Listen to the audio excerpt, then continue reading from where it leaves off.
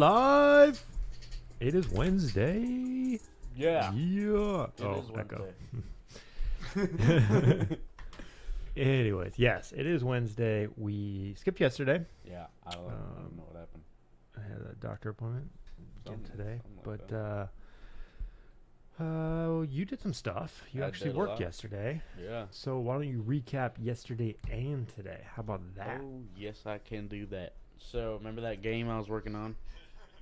Remember that game? That was a good game, right? Nah, I don't remember any games. Yeah, me neither. What happened?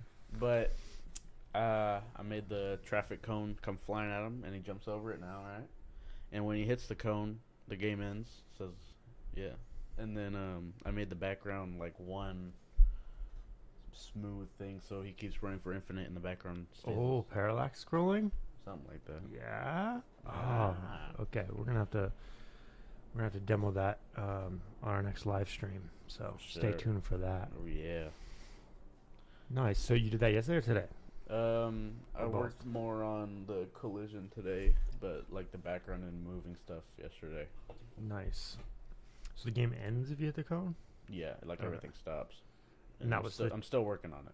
Did you use the same like collision function that we used in pseudo paradox, like on hit or what is it?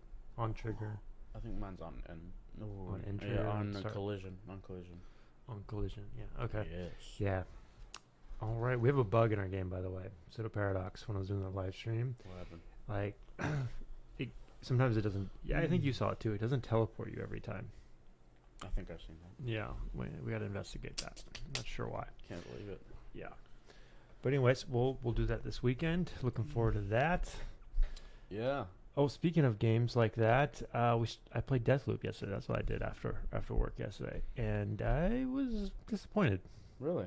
It Yeah, doesn't look that good. It was not very look good. that No. I was expecting something more open world or something. Like this one was like almost mission based, but it's not even clear. Like you can't like clearly beat the level either. It's like, okay, you found a clue. Now you can go on to the next part of the city, but you can come back later. And just like I don't know, just doesn't flow well for me at all. Yeah. And the enemies are just kind of whatever, super easy. I could just stab anybody, and Yeah, they're done. I don't know.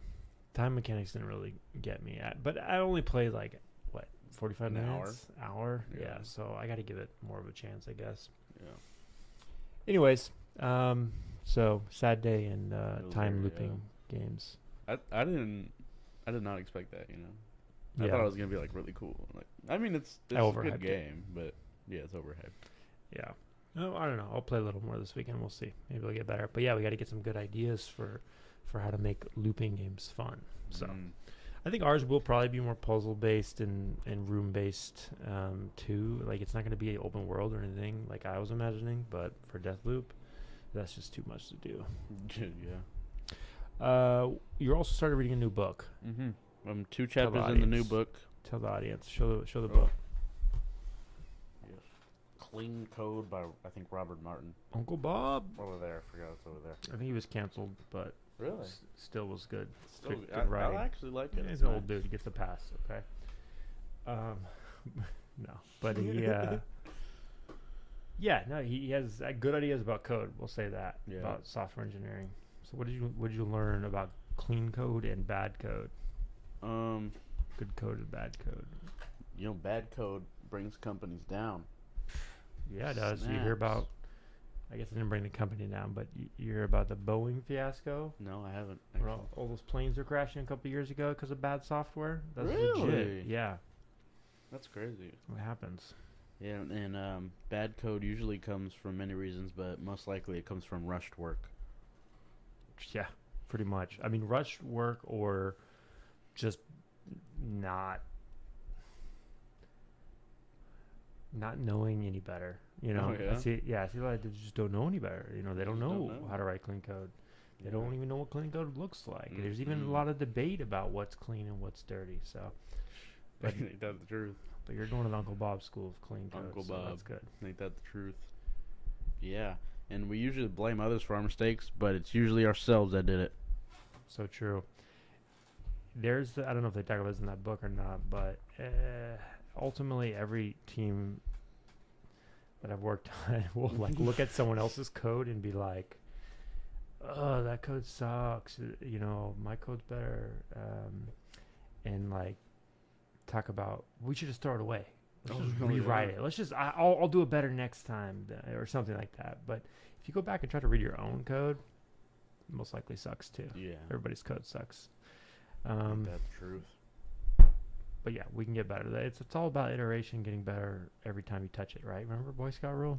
Boy Scout. Oh, yeah, he had that in there. I saw that. Oh, did he? Perfect. Yeah. Good. That's probably where I got it from. Yeah, they wrote that down somewhere. Anything else? Let's see. Clean code is focused, and bad code tries to do too much. So true.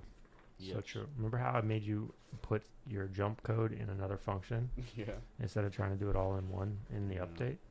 Small example, but you know, at the very least, you can make your high level function like update readable by just calling other functions. Mm-hmm. That's like the smallest design thing you could do to keep your code clean. That's not even talking about design patterns and better class design and stuff. That's just simple. There's no reason not to do that unless you're rushed. Like you said, people use that as an excuse, but it's just going to slow you down in the long run. Having to go back and read that code and be like, why did I write that? What does that even mean? Yeah. Yeah. Cool. So in your first week, you learned about needing more organization. Now you're learning about maybe keeping your code a little cleaner. My cones. Your cones and your code. All right. Anything else you want to share with the audience today? Let me see. I had something.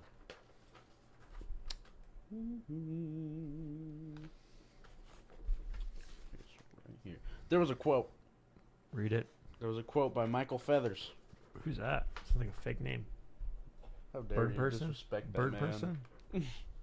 It says, clean code looks like it was written by someone who cares. Oh, That's great so quote true. right there. That hit me right That's there. so true. It hit me. Yeah. You get, you know, you can definitely go overboard, especially if you're just trying to get something to work and prototype it and you're going to throw it away later. Rushing You can go it. overboard. No, I was going to say the opposite, right? You can No. go overboard and spend too much time on much. code, right? That's bad But- code. But honestly, I don't see that very often. I see the opposite. No, yeah. I see people not spending enough time on their code. Does it talk yet about like using proper, like finding good names for variables and Yeah, stuff that like was and chapter functions? 2. Okay, yeah. Sounds like a menial thing. Like it doesn't matter, but it actually matters. Yeah. You got to keep that stuff so it makes sense. So anyone can read it and know it, and so it doesn't lie. I think it's the book where they also talk about comments and try to avoid just using comments because the code itself should tell you what it does. And a comment is just going to be distracting, or at worst, it's going to lie to you and say something that the code doesn't actually do.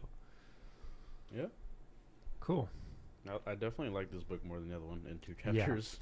I want you to just hit as many chapters as you can in the XP one just to get through with it. It was a bad first book to start with. I'll take you know, I'm learning here too. Oh, yeah.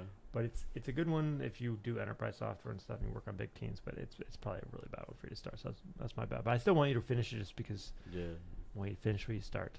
But the clean code one's going to be good. Oh, that reminds me. I'm going to order you another book. Woo. So I talked about, actually, here it is. This series of books really helped me in my early days of coding. Head First. What is that? So the way they're written is like they like, it's kind of like the dummy books where they're written in a way so you actually remember stuff. Like they use pictures and things to make things memorable. But they have a whole philosophy of about how to teach people, and so they really break it down with stories and pictures. And I don't know, I'm not really selling it, but anyways, they have a whole series of books, and this one is about object-oriented analysis and design. But I think even that is probably a little more abstract. And same thing with the design pattern ones. Oh, another lady.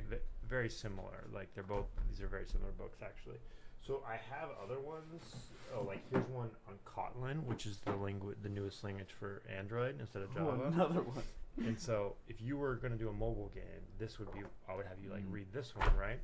Or specifically a native Android game. but you hate Android, so screw you. No, I'm just kidding. Blue Android. But since you're working in Unity, I want you to read a C# one. So I have some more like dry, more technical C# books, but what I want is something like this, but for C#. And I swore I thought I had one, but can't find it. So I'll just order you one. I'm assuming they have a C# one. Those cover characters are crazy. We got Harold and Britney Spears from 2001. Was that really Britney? It looked like her, but it's not. No. But yeah, those books will actually go into the code a lot more. Like even the clean code is pretty good. It's Java. You saw some code, right? Yeah. That's good. Yeah, I don't think you saw much code at the XP explained, but not really. At least you're seeing some code in that one. Yes. These other ones will actually help you learn to write code, object-oriented code. Love that one. Well, I want you to finish the XP one, and we'll move on to those clean code and the other one. You can read them both simultaneously. Yep. How are the tutorials going? Do you feel like they're teaching new stuff each one, or are they repetitive yet? They're getting repetitive, but I still feel like I'm learning something. It's good to repeat things sometimes. I'm to really hammer getting home. the hang of it. Yeah. I mean, that's the dream, man. I wish all day I could sit down and just same thing over. Learn new things about game development or whatever you're passionate about. I enjoy it. Yeah, that and play disc golf. But that's what I would do if I had all the free time in the world. But if it starts to get repetitive, let me know. We can definitely find more advanced ones. But I'm hoping. There's different courses. So. Yeah, originally I had you do like a whole series that was supposed to take 2 weeks. Is that still what you're working on? Still the same series? I you finished moved that on in like a week. Okay. I'm on the junior programmer one. Junior programmer? Nice. How much? What was our third week? Yes. Time is blown by. So we only got 5 weeks left or something. A whole month. We should talk about what you're gonna do after this. So that is true. You know, it'd be cool if you come out of this with some games to put in a portfolio. Yeah. It'd be cool if we looked at some like industry. What do you call them? Starter job? Like I can't think of it. Like entry level jobs, right? Game tester, sure, but I wasted years doing, not wasted, but like I think you can skip that. I think you just got to be a little more confident and go for it. I wasn't very confident in my coding for years, and I was in testing for way too long when I should have jumped and started coding earlier. I see people who don't know half the stuff that we're learning and talking about right now, and they just go straight to being developers and they learn on the job. So I think you definitely could do a junior programming job. There's so many things you don't know, but the best way to learn them is to actually get paid to do them and learn them. So we'll look at some jobs. Maybe there's something up in your area. Word up. Well, or remotely. Yeah, it's Seattle. Yeah, you might have to commute to Redmond. I did that once. Yeah. Wasn't fun. Yeah. I think I took the bus or something. I have a car, so. Oh, fancy. I know.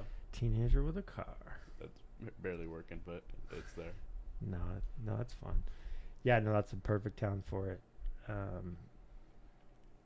Yeah, we'll look into jobs. We'll definitely we'll talk about jobs. That sounds fun. In the interview process. I got a whole book on that too, by the way. If you really want to prepare. I'm ready to read, take notes. Yeah, I like taking notes now for some reason. Wasn't that good in high school, but now I like it. Yeah, because it's something I'm interested in. Well, if you did, I don't know. I love doing it too, especially not written as much as I used to. I used to have a notebook and stuff, but like on the computer when I'm working, I'll take so many notes. Just you never know when something's gonna come in handy, and someone goes, "What's that thing we agreed to?" And you go, "Oh, let me check my notes." You'll find it. So for real. It's really important. Cool. Yeah. What else? But yeah, do you feel like you want to leave here and go try to get a job, or do you feel like you want to spend a year making your own game, or do you feel like you want to quit and work at Taco Bell? Like, what are you feeling? I might want to go to school. Go to school. I might. Either that, or spend a year making games, and then or both. Or both. You know what? That sounds like a great plan. Yeah, it's if you have the luxury of just focusing on making games, great. But if you find yourself sitting at home playing more games than you're making games, it's probably time to go to school or get a job. But yeah, that's definitely something to keep in mind. I would recommend if you go to school to take a CS degree, computer science, instead of a game development one. I overpaid for a game development degree. Yeah, shouldn't have done that. I would just go to, a Straight up state computer university science. or something and just do regular computer science. That stuff is going to give you a good foundation or decent foundation. You still probably won't know what you need to know to get a job, Yeah, but you probably will get more interviews, I guess, by having that on your application. Definitely something to consider. Yeah, for sure. Cool. Well, we'll talk more about that as we go, but I think that wraps it up. We covered some new topics, talked about your new book, talked about the future. Cool. Any last words for the audience? No. Tell them what game you're playing now. I'm playing. Yeah, what game you finished? This dude went through. You think I would? You think he has free time or something?